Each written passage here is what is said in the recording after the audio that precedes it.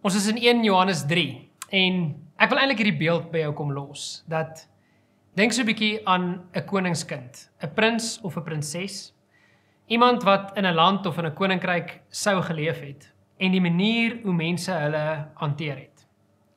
As die mense hulle goed hanteer het, dan sou hulle guns by hulle verwerf het. Maar dink vir 'n oomblik as hulle sleg gehanteer het, wat die gevolge daarvan sou gewees het.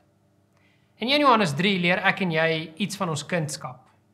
Ons word weer herinner dat ons kinders van God genoem is en altyd kinders van God sal wees.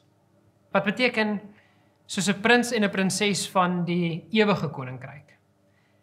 Moet ons nie toelaat dat mense enigsins ons sleg behandel of ons identiteit kom aanval as hulle ons sleg behandel nie. Maar jy moet ook onthou dat enige koninkryk soos die koninkryk van die bose sal spesifiek daai koning se seun of dogter wil aanval. En hulle sal hulle wil seermaak want hulle weet dit sal die koning die seerste maak. En so moet jy weet, dit gaan nie sonder moeilike tye wees nie. En Johannes 3 sê ook vir ons dat julle sal deur die wêreld gehaat word. En daarom weet ons deur hierdie oppe en die afhou hoef ons nooit ons identiteit as kinders van God te verloor nie. Ons waarde word nie enigsins minder gemaak deur wat mense van die wêreld aan ons probeer doen nie. Mag jy bemoedig word deur hierdie woorde van 1 Johannes 3, dat jy is 'n koningskind en jou kindskap beteken ontsettend baie.